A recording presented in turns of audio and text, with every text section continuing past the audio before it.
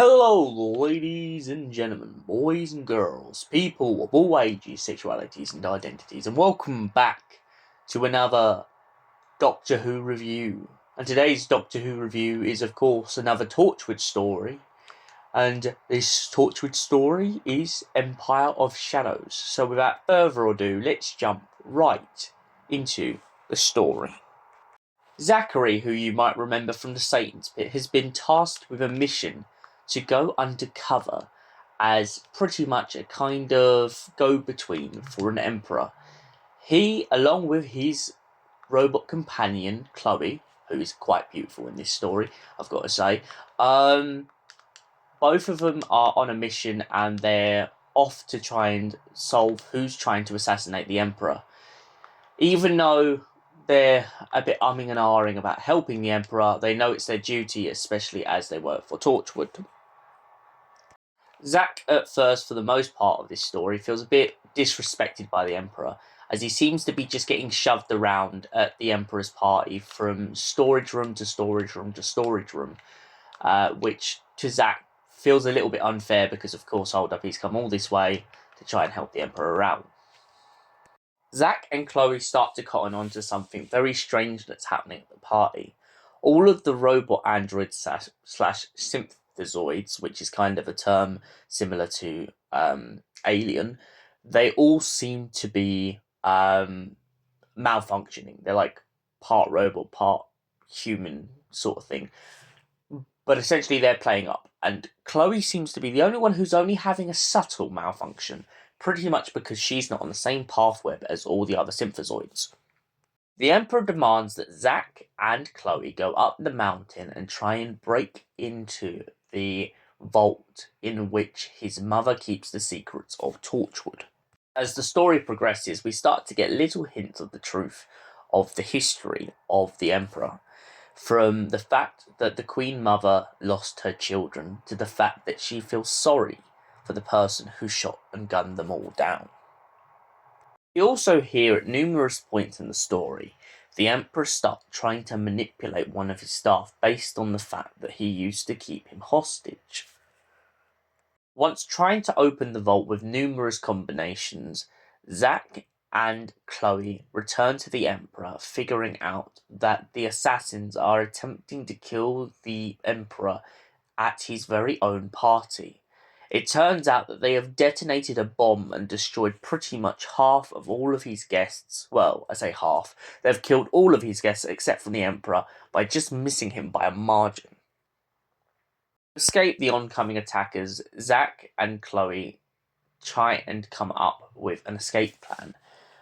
They take the Emperor through the party, but then get stuck, and Chloe points out that she can easily jump off of a cliff and not hurt herself, but Zak and the Emperor may find it a little bit harder. Zak and the Emperor start debating between the pair of them who's going to go first, and Zak decides to push the Emperor off the cliff. Absolute legend. I love this moment in this audio. Why? Because at the end of the day, just because you've been hired by a monarchy, why should you fall off of a cliff first? And they both get to the bottom of the cliff. The Emperor threatens to execute Zak, but Zak points out that Torchwood doesn't technically exist and all the events that are playing out will not be completely wiped from the archive, so there will be no proof to be taken to trial. After eventually locating the base in which they were trying to get in the vault of, they finally find out the truth of Torchwood. Upon reaching the truth of the vault, Zak and Chloe soon come to the realization that the Emperor isn't the Emperor at all, but a phony. It turns out that the person who killed the Empress's children had been impersonating the Emperor in order to claim power and seek status over the monarchy. Now, of course, they don't know all the intentions to why he's done this, but what was the hint in the coffin with this story is the fact that the Empress mentions 3 graves. Now, the Emperor himself says that both of his sisters were killed. So if both of his sisters were killed, then how on earth is there 3 graves buried next to the Empress? It stands to reason that the Emperor himself, the original one at least, was also buried after the attacker killed them. They lock the fake Emperor within the tomb, and of course, they escape in an acid rain storm. Zak and Chloe begin to get into a massive debate about what to do next, as Chloe doesn't want to forget her memory. She shouldn't have to, but as the mission says, she must wipe her memory in order to make sure that Torchwood has no record of the events and everything is wiped clean. Zak eventually convinces her to wipe her memory, and Chloe resets herself back to factory settings. He witnesses as she has to learn everything all over again and is completely heartbroken that he had to do it, but he knows it was his mission and it was his duty for the Empire.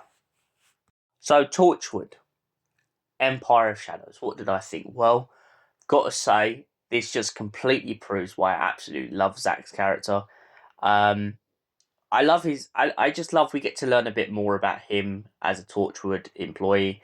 I like that he goes for the mission, but he doesn't always necessarily agree with it. He may do what he has to do, but he is still very reluctant, and that's what I think makes his characterization brilliant. The Emperor is a bit of a pain in the arse, let's be honest. But then, to be fair, this is someone who's been given power, and it's kind of gone to their head, so it's not surprising.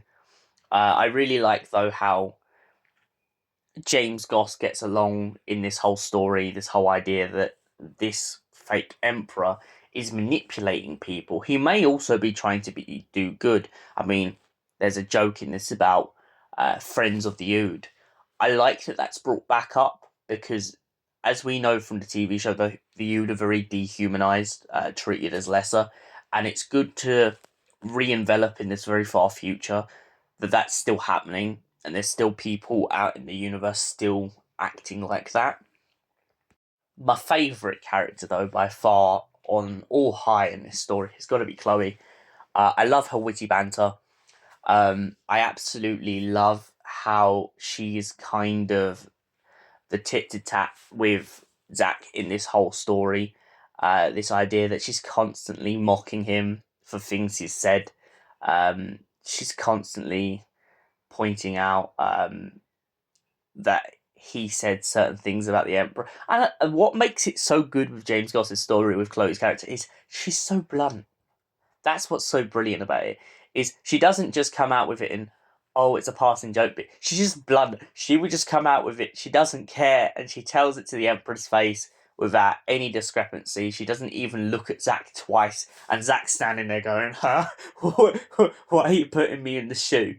And for that reason, I give Empire of Shadows a solid 10 out of 10. I absolutely love this story. Thank you for watching. See you in the next video. And allons-y, my great, beautiful, gorgeous Whovians.